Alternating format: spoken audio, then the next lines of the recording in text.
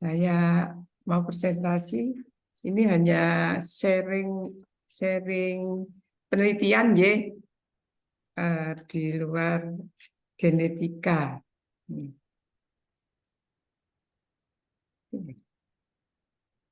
Nah, judul yang saya akan angkat bone graft, bone filler, and drug delivery system for generative bone disease.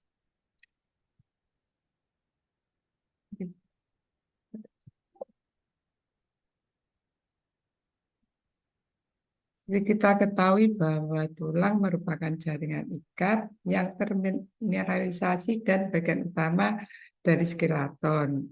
Bone disease termasuk defek tulang merupakan kondisi yang serius yang setiap tahunnya terdapat lebih dari 22 juta orang memerlukan pembedahan untuk menanganinya. Nah, defek tulang dapat terjadi akibat adanya fraktur, osteoporosis, rekonstruksi tulang, debridement yaitu pengerokan dari bagian tulang yang rusak dari penyakit osteomilitis, kanker, tumor tulang, ataupun gangren. Nah, proses perbaikan defek tulang terjadi melalui 3 fase, yaitu fase inflamasi, reparatif, remodeling, di mana sel yang berperan dalam perbaikan defek tulang adalah osteoklas yang meresorpsi matriks tulang, osteoblas yang mensintesis matriks tulang, dan osteosit merupakan sel yang tertanam dalam matriks tulang. Defek tulang jika tidak tertangani dengan baik dapat menyebabkan keterlambatan bahkan kegagalan penyembuhan tulang yang berakibat terjadinya kecacatan. Bone graft merupakan materi pengganti tulang yang telah banyak digunakan dalam pencangkokan tulang yang rusak. Secara garis besar, bahan pengganti tulang itu dikelompokkan menjadi 3 golongan, yaitu autograft, itu yang berasal dari pasiennya sendiri, allograft dari orang lain, biasanya dari kadaver, dan xenograft. Xenograft banyak digunakan mengingat jumlah autograft dan allograft yang terbatas serta untuk menghindari terjadinya defek tulang di tempat lain. Kalau autograft kan mesti mengambil bagian lain untuk ditutupkan ke yang sakit ya.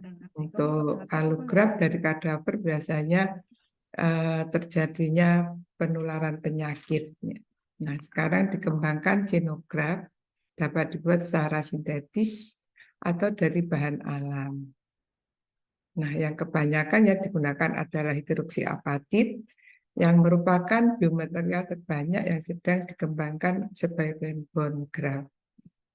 Nah, di sini saya mengembangkan hidroksiapatitnya.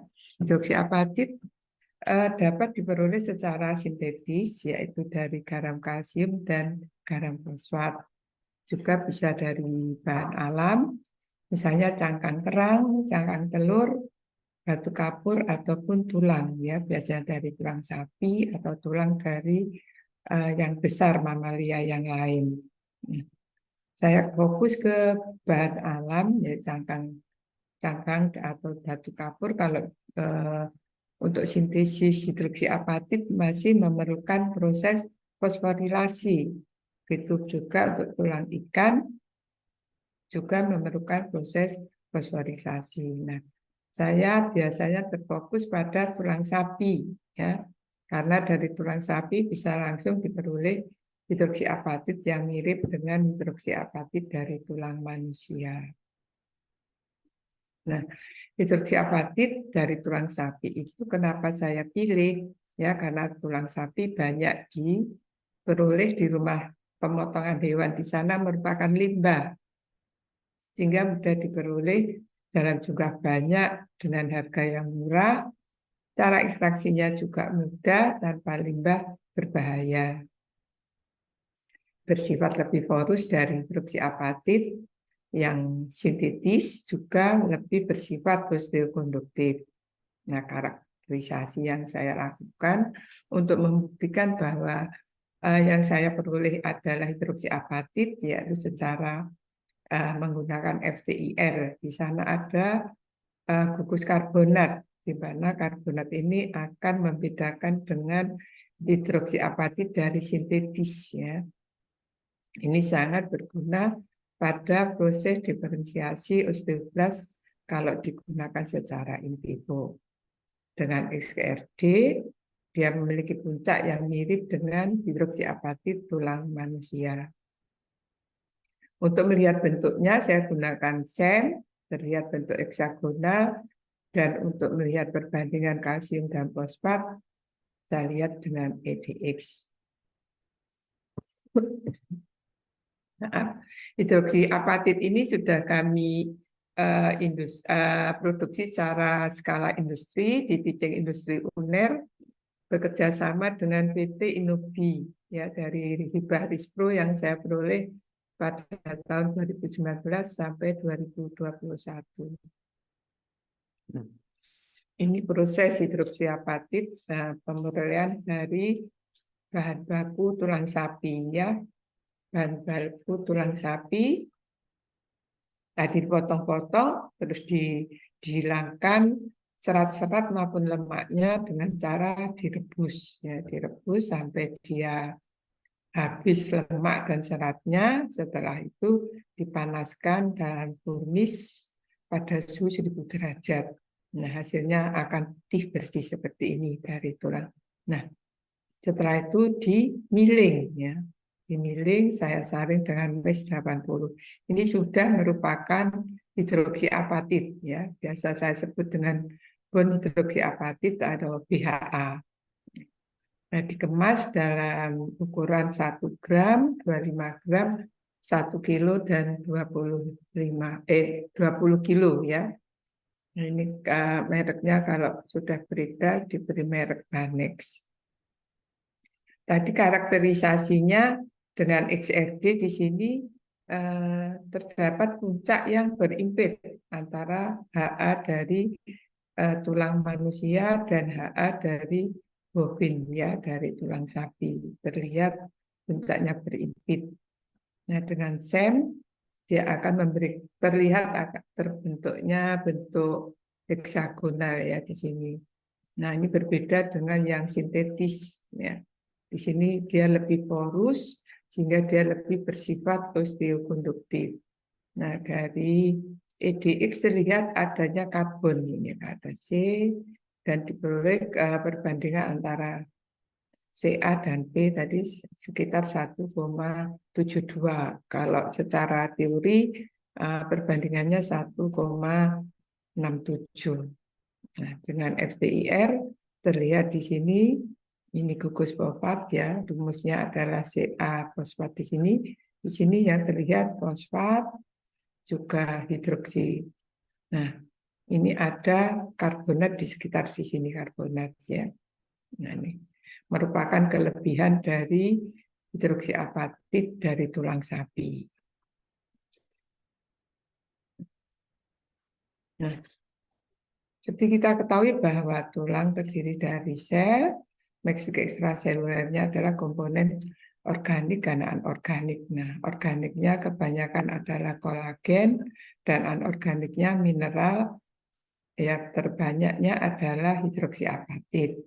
Nah, untuk defek itu yang merupakan tadi saya sudah sebutkan akibat dari fraktur, ada rekonstruksi tulang, osteoporosis, adanya debridement dari tulang yang rusak, ya dari osteomelitis, kanker, tumor ataupun gangren. Nah, untuk mengisi defek tulang itu diperlukan bone graft, ya bisa bersifat sebagai bone filler ataupun juga sebagai drug delivery system atau pembawa obat. Di sini saya memilih bone filler yang bersifat biocompatible, artinya dia bisa bersatu dengan sel tulang, biodegradable, dia terdegradasi, terakhirnya dia bisa bersatu dengan sel tulang untuk regenerasi tulang. Dan memiliki komposisi mirip dengan komponen tulang, yaitu organik dan anorganik yang tadi, bersifat osteokonduktif, bersifat osteoinduktif. Nah, sebagai drug delivery, Ya, dia mampu membawa atau menghantarkan bahan aktif sampai ke target, mampu melepaskan zat aktif secara kontinu dalam waktu lama dengan dosis yang aman. Namun GRAP sebagai drug delivery system akan terdegradasi dan mampu melepas obat secara lokal. Degradan bersatu dan osteoblast untuk regenerasi tulang sebagai bone filler dalam defek tulang.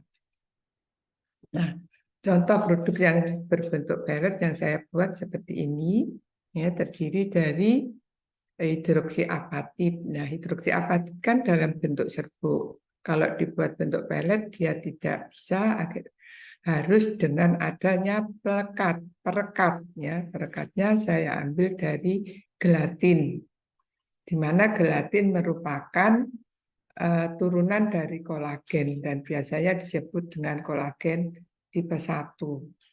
Dia bersifat sangat osteoinduktif. Dia disukai oleh osteoblast untuk membantu regenerasi tulang.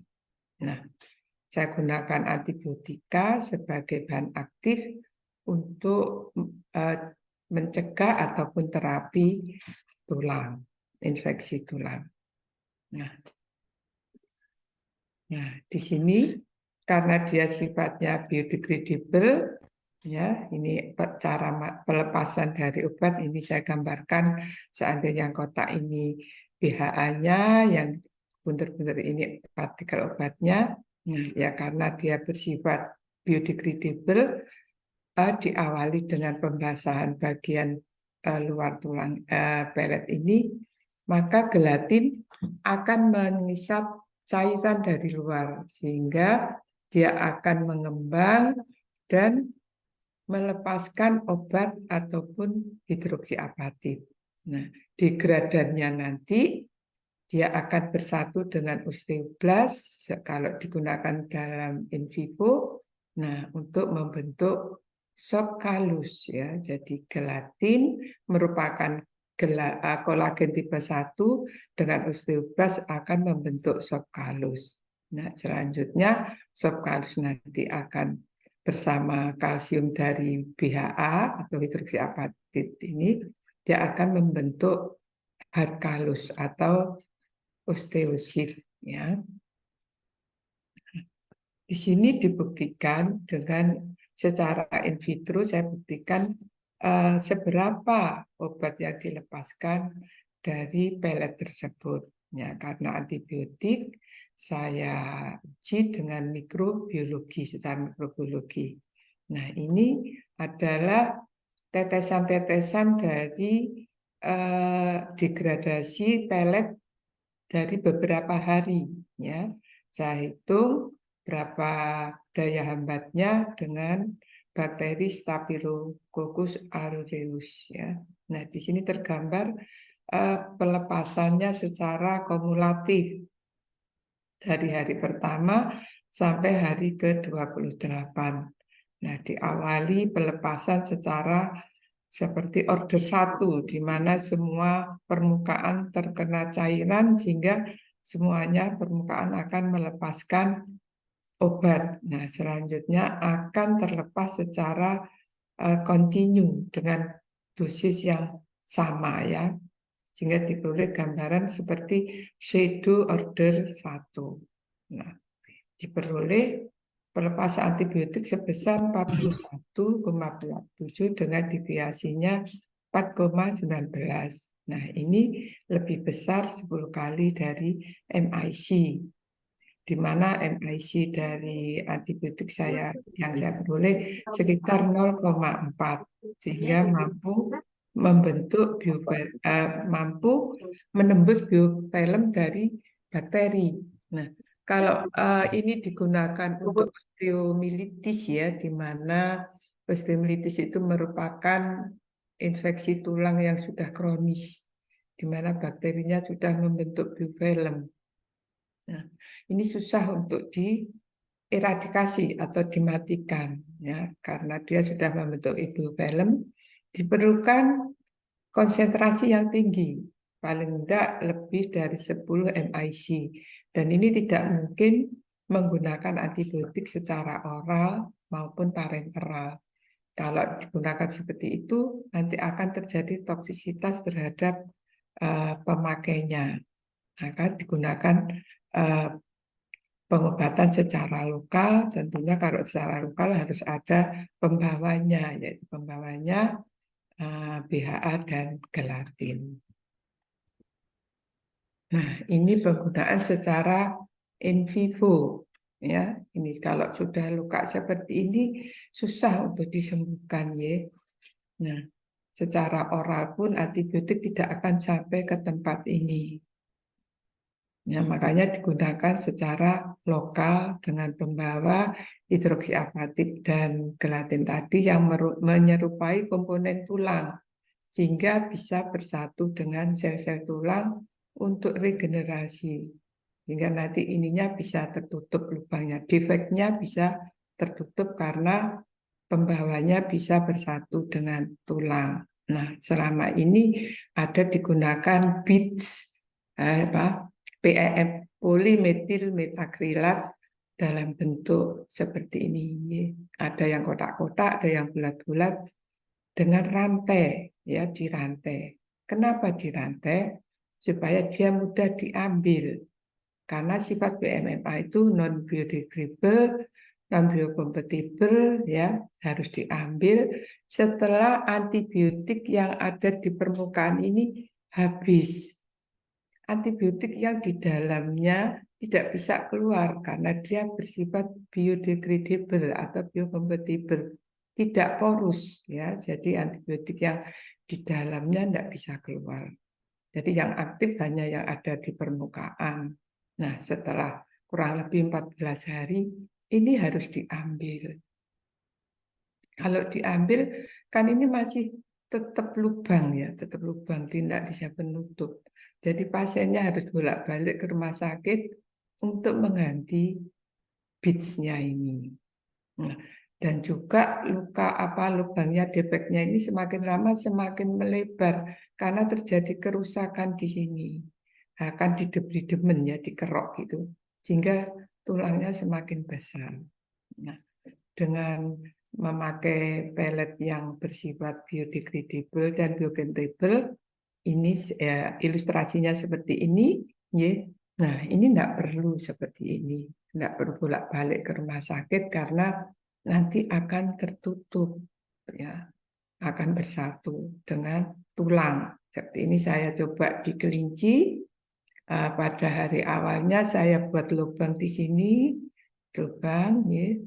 Nah, saya amati sampai 28 hari dia bisa menutup, ya, jadi bisa menutup di sini 28 hari. Karena dia bersifat biodegradable, jadi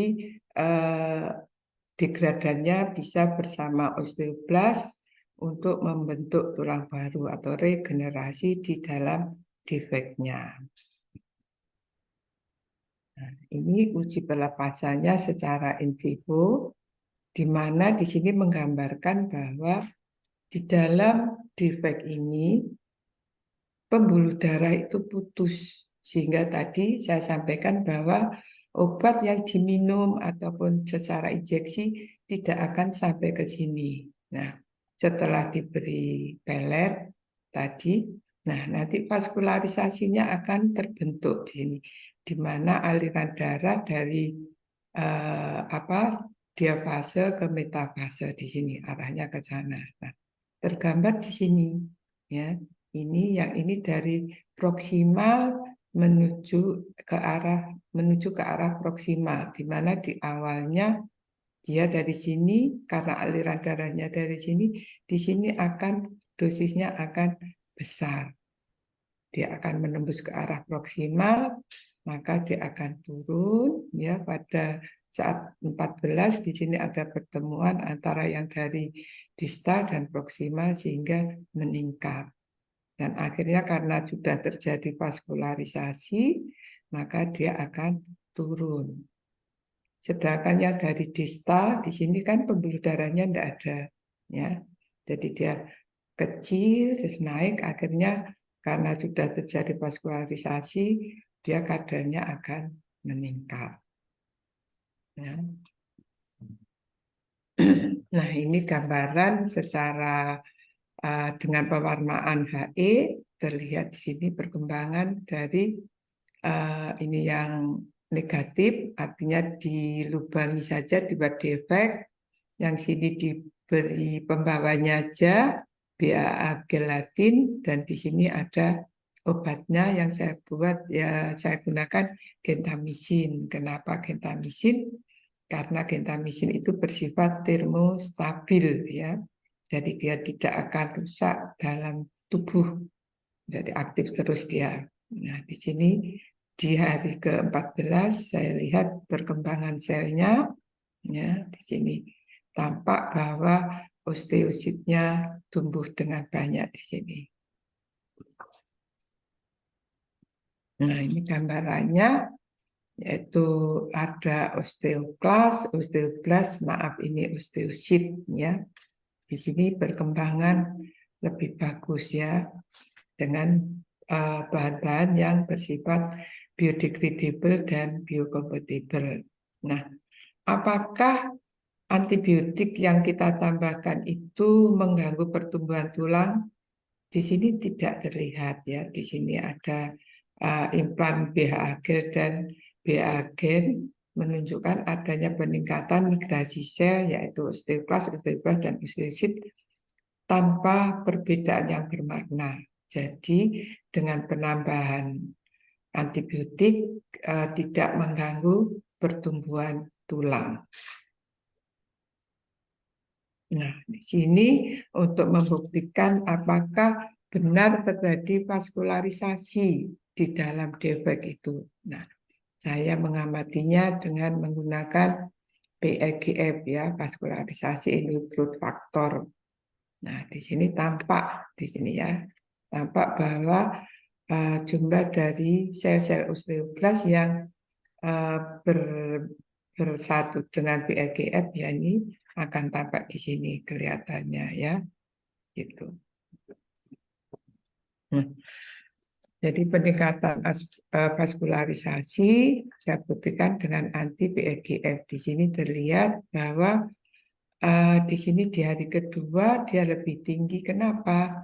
Karena antibiotik itu di samping dia mengeradikasi bakteri, dia juga bersifat sebagai antiinflamasi, sehingga vaskularisasinya lebih cepat dibanding yang BHA gel ataupun yang kontrol negatif. Ya, di sini terlihat bahwa dengan adanya antibiotik dia akan vaskularisasinya lebih cepat dibanding yang lain. Dan BHA gel mirip dengan komponen tulang, sehingga vaskularisasinya akan terbentuk dengan cepat, ya, di dalam 2 hari sudah ada vaskularisasi. Nah, ini saya buktikan juga bahwa dengan ALP membuktikan bahwa dengan bone graft yang ada BHA dan gelatin terjadi peningkatan osteogenesis atau pertumbuhan tulangnya lebih cepat dibanding yang kontrol. Nah, ada juga penelitian yang sudah kami lakukan, BHA dibanding dengan HA sintetis, ternyata yang BHA lebih cepat pertumbuhan tulangnya dibanding dengan yang HA sintetis, karena sifatnya yang osteokonduktif, ya, lebih tinggi dari yang HA sintetis, ya, sehingga sel-sel tulang mudah berdiferensiasi di sana. Nah, ini hasil dari alkali, ya, pengamatan alkali. Alkali fosfatase, batuk. Nah, di sini melihat bahwa jumlah osteoblast dan osteoblast seimbang, ya, antara BHA gel dan BHA gel gen, ya, tidak nyata. Nah, itu tadi salah satu bentuk dari sampel yang saya buat, ya. Jadi saya sudah membuat beberapa bentuk sampel sesuai dengan tujuannya, ya.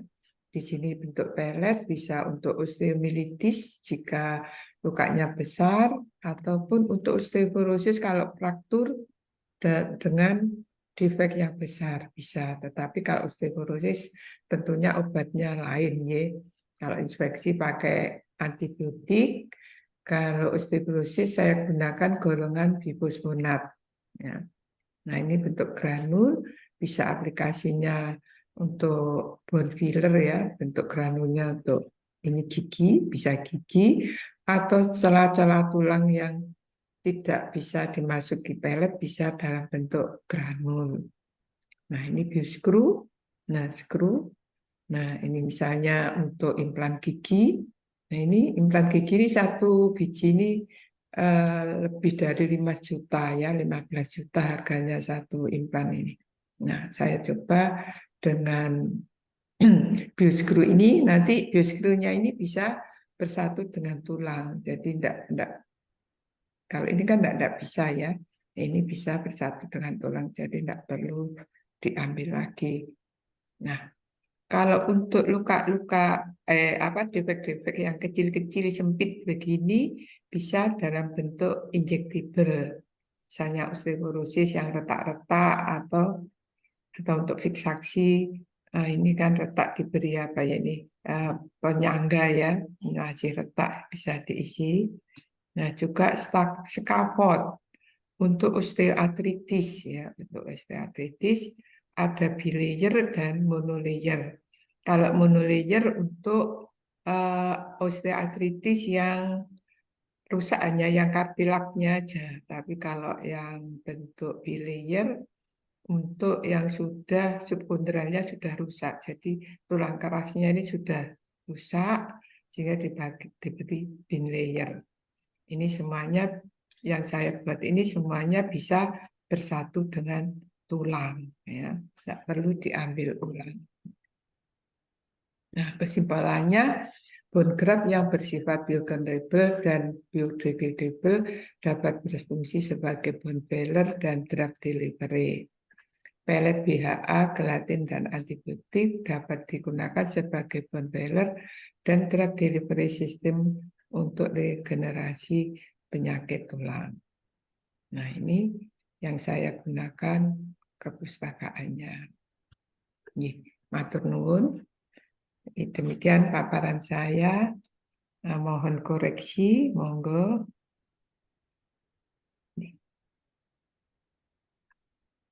Baik, terima kasih Prof atas paparannya. Kepada Bapak Ibu, jika ada yang ingin ditanyakan terkait dengan paparan dari Prof Ani, Monggo, mungkin ada masukan buat saya.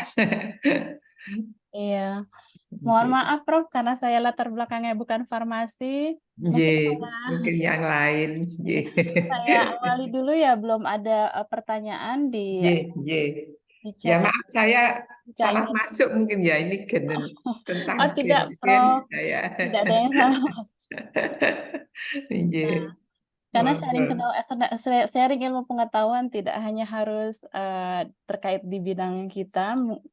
Memang mungkin kita adalah pusat riset rekayasa genetika, tapi kan ilmu pengetahuan, apalagi Prof terkait dengan kesehatan, permasalahan tulang manusia ya Prof, itu kadang-kala kita alami sehari-hari di luar terkait dari keilmuan pekerjaan seperti itu. Nah, mungkin ada satu pertanyaan dari saya, Prof, sebagai orang awam yang terkait dengan sehari-hari yang kadangkala kita rasakan ya, atau kebanyakan orang. Ya mungkin kerusakan, kalau tadi Profesor paparkan gitu, kerusakan tulang karena faktor penuaan osteoporosis gitu, Nggih. apa namanya karena faktor umur seperti itu yang lama-lama terdegradasi itu, bisa ya Prof dengan tadi pelet seperti itu atau melalui bukan apa namanya, oral, tapi melalui apa namanya, Injeksi ya, eee, injeksi. injeksi? Kalau misalnya enggak sampai patah atau hanya keropos saja, bisa diinjeksi sedikit-sedikit itu. Tapi kalau mengalami patah karena jatuh misalnya ya, nah itu bisa dikasih implannya tadi kalau patah. Atau dengan skrunya tadi bisa juga bersatu dengan tulangnya gitu. Itu Nggih. mohon maaf Kalau Prof lanjut. Bentuk bentuk, produknya di pasaran seperti apa Prof? Pelet seperti itu Prof? ya kemarin kerjasama dengan suatu industri ya belum berjalan, masih dalam orientasi. Kalau produk serbuknya sudah di apa serbuk yang BHA sudah jalan.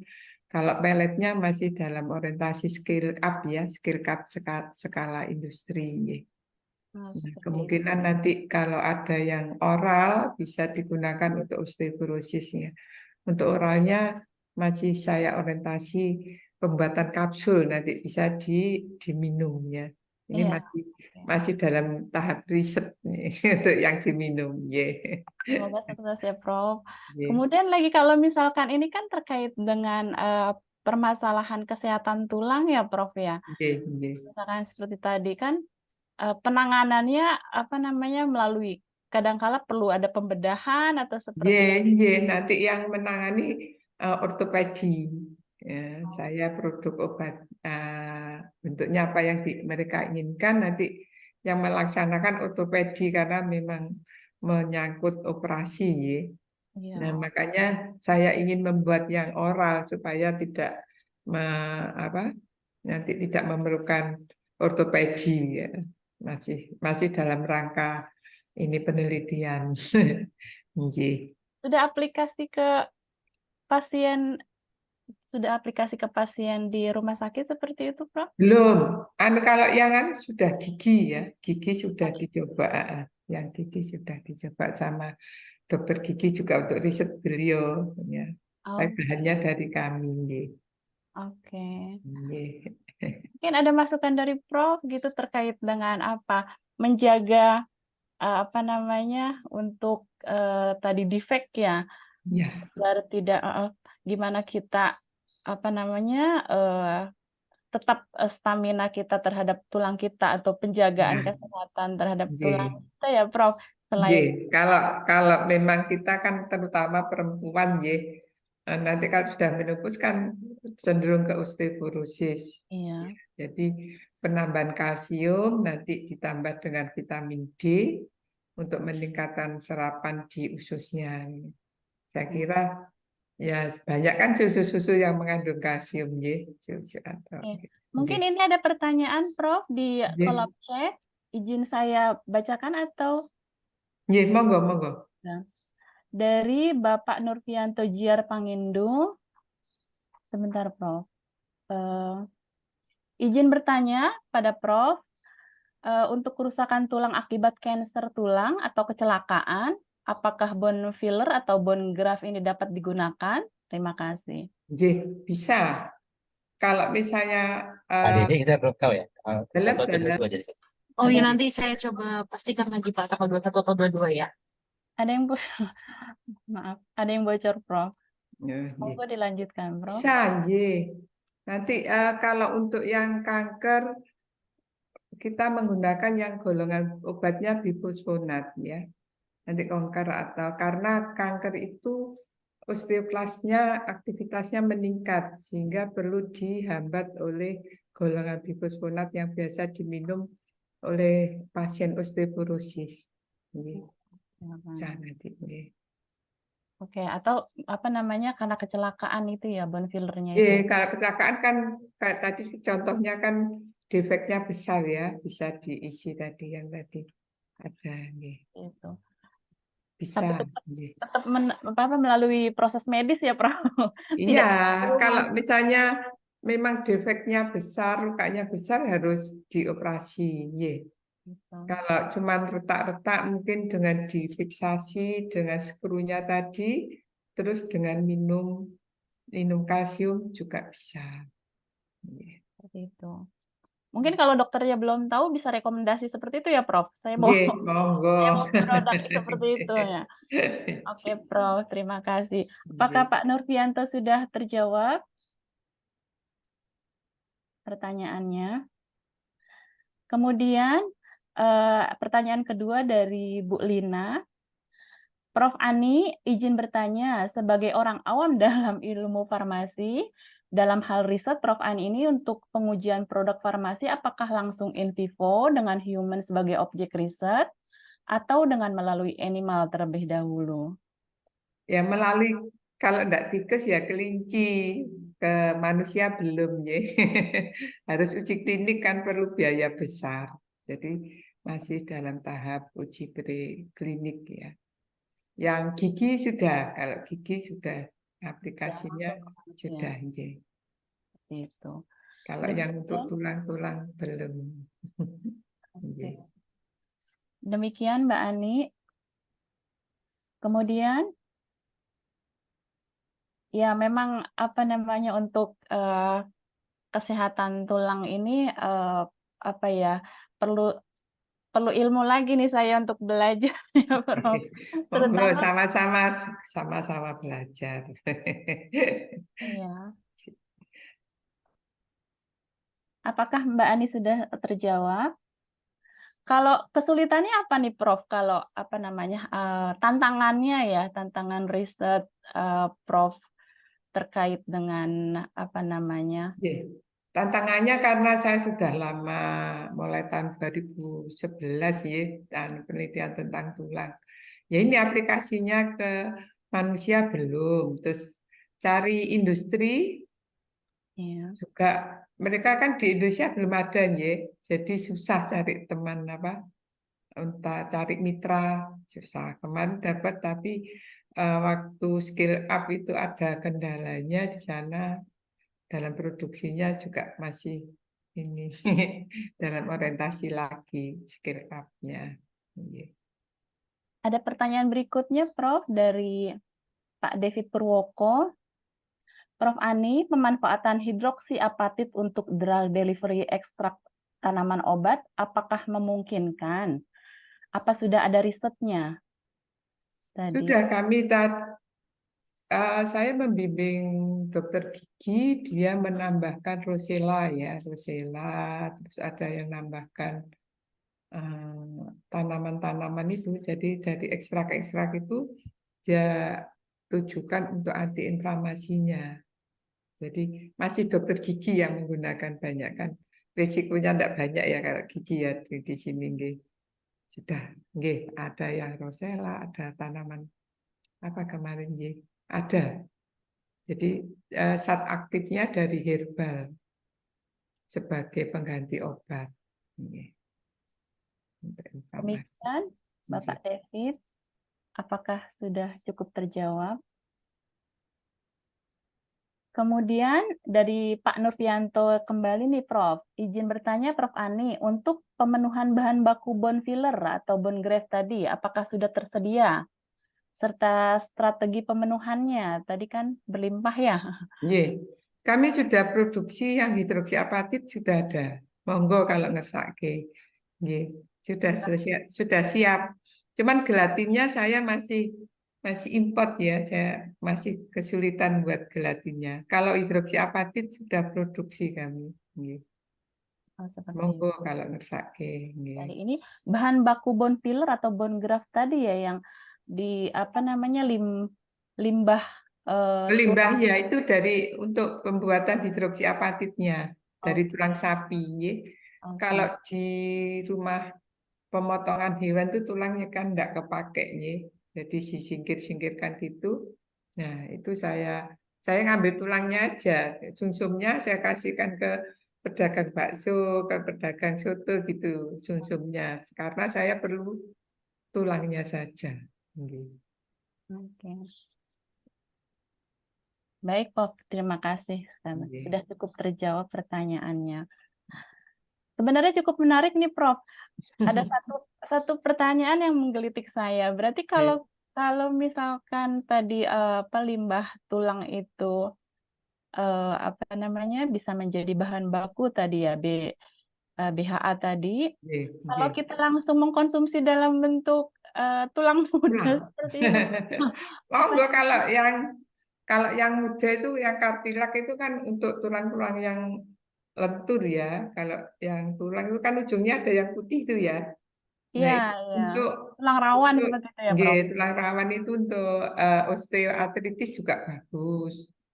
Ya, itu kan Oke. untuk itu osteoartritis langsung dimakan boleh. Nggih, atau ceker ya, ceker itu, cekernya Oh, ayam itu ekor ayam, iya. direbus dulu untuk menghilangkan bau-baunya itu ya.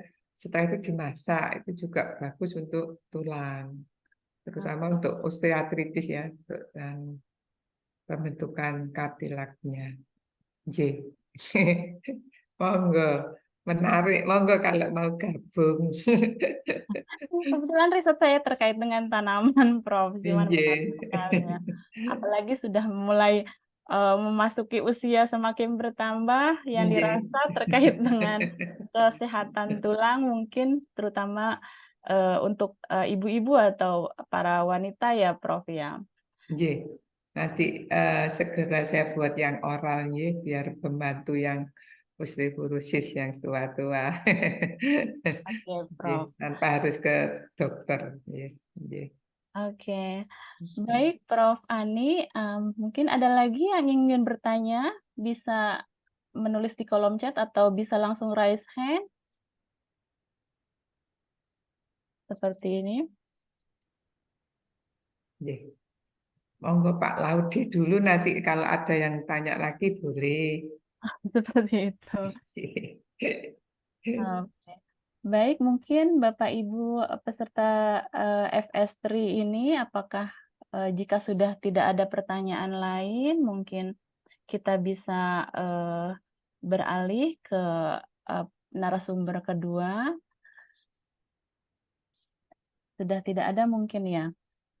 Ya, baik Prof. Ani, terima kasih atas Ye, sharing sama-sama. Maaf, pengetahuannya. bidangnya lain ye, enggak gen. Tidak apa-apa, Prof.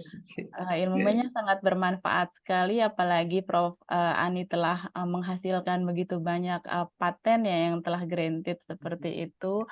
Mungkin itu salah satu capaian kami juga yang harus kami penuhi tiap tahun, yang menghasilkan banyak paten, terutama yang dimanfaatkan langsung terasa manfaatnya oleh masyarakat seperti Ye, itu. ye, matur nuwun doanya. Baik, Prof. Ani, jika tidak ada pertanyaan dan jika Prof. Ani ada agenda lain di luar apa namanya acara FS3 ini, bisa meninggalkan acara ataupun dapat tetap bergabung bersama kami. Ye, ye, matur nuwun.